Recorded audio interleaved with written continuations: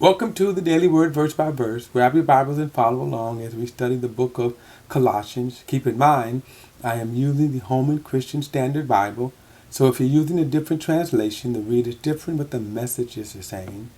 Also keep in mind that these Daily Word Verse by Verse studies are uploaded to my YouTube channel, BP The Bible Perspective. There's BP The Bible Perspective, so like and share these videos and subscribe to BP The Bible Perspective. Okay, we're going to pick it up verse 7, and this chapter is I like this chapter because Paul gives a shout out to various people as well as some exhortations to them.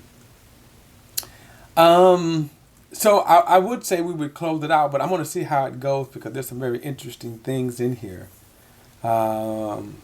So I don't know if I'll close the letter out in this setting or in the next video. But anyway, verse 7 says, and by the way, if I butcher some of these Greek names, forgive me, but to Titus, our dearly beloved brother, faithful servant, and fellow slave in the Lord, will tell you all the news about me. I have sent him to you for this very purpose, so that you may know how we are, and so you may be that he may encourage your heart. Now remember, Paul is in prison. He's writing this letter from prison. It is believed that he wrote this. Also, he delivered all of the letters to the region, Ephesus, Colossians, Laodicea. And so we see his name also in the book of Ephesians. Notice he says he's a dearly beloved, faithful brother and fellow slave. Now the term slave, notice he says slave in the Lord. And oftentimes the word bond slave was used by the disciples in their voluntary service to the Lord. Now think about that for a moment. We are sons of God, heirs of Jesus Christ. Okay, we're sons of God, heirs of Jesus Christ. And yet they said that, hey, I am a bond slave of the Lord. A bond slave was a person who could obtain his freedom. And though he could be free, he chose to surrender his will to the will of his slave master. And so in the Hebrew, what they would do is they would take him to the elders at the city gate, and would take an awl and they would kind of wring his nose. Thus, he was surrendering his will forever to the will of his master. And so the Paul used it, and the other writers of the New Testament used this to signify their devotion to Jesus Christ, that we are slaves of the Lord. And then he was saying that this quality is also found in Titus. And by the way, in some of the other people that's going to be listed here as well. He is a dearly beloved brother. I also want you to take note, because I want to bring that Paul is going out of his way to say dearly beloved, faithful servant and fellow slave. Notice the terms of endowment that Paul uses for them. Now, I just want to keep that in mind because you're going to see why I say that later. So again, verse 8, I have sent them to you for the very purpose so that you may know how we are and so that they may encourage your hearts. They were concerned about Paul being in jail. As always, anyone who's in jail is always right for concern. By the way, they didn't have a Bill of Rights for prisoners. So it's even worse. Slavery, imprisonment can even be worse. They can really do whatever they want with you. Now, if you were the Roman citizens, you had rights. But if you wasn't a Roman citizen, So again, it was hard. So he says, hey, that you may encourage your heart. Because they were worried about Paul.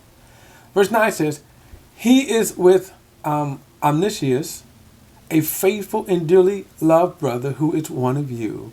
They will tell you about everything here. Now, Omniscius is a very interesting person.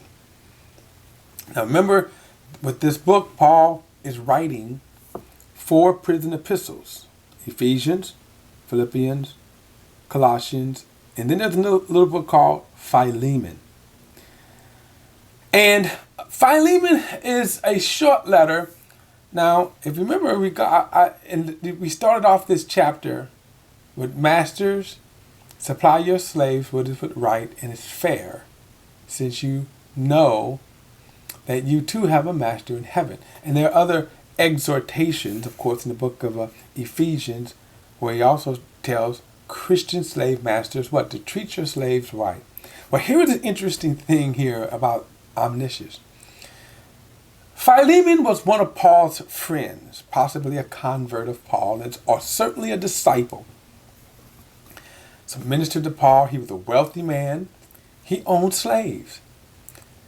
And so this very verse here, exhortation, would be to his friend Philemon.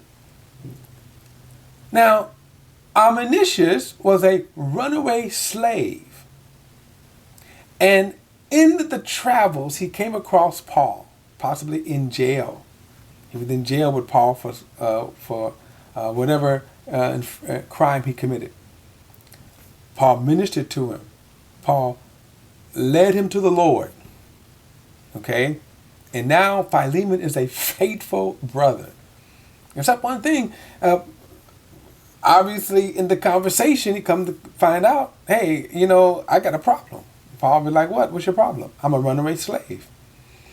And it's different because under the Hebrew law, you could harbor a slave under certain conditions. Now this is Roman law, however, and Philemon was a Roman. But fortunate for Omniscius, Paul says, hey, Philemon is my man. I know him. He's a personal friend with me. And so, even though under Hebrew law, Paul could have said, I'm gonna keep you with me. He said, I'm gonna send you back because in the Roman law you have to go back. But I'm gonna send you back because it's right to go back. But he writes this letter of Philemon and says, take it to him. And in this letter, Paul exhorts Philemon, his friend. He says, look, came across your slave. He's now a fellow believer. He's a faithful, devoted believer. Receive him as your brother, not just a slave, but as your brother. Of course, we're going to get to that book sooner or later.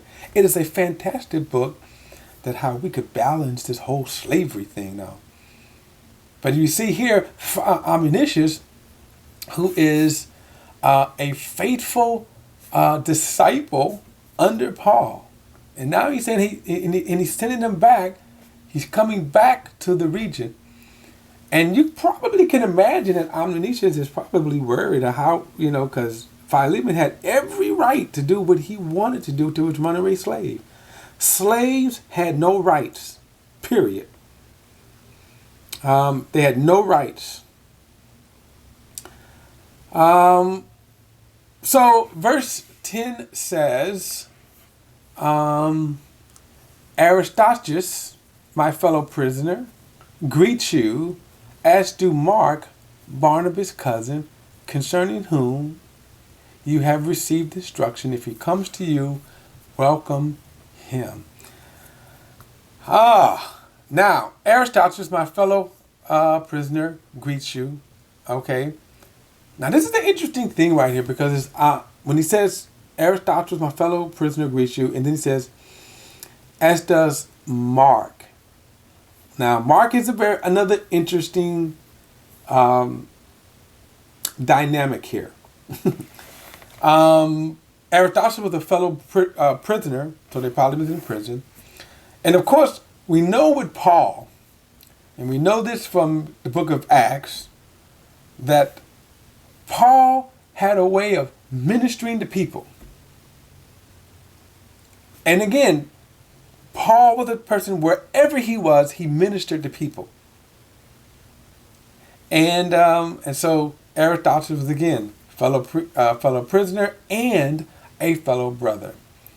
Now, Mark might have been in prison here by this thing right here. He says, Aristarchus, my fellow prisoner, greets you, as does Mark.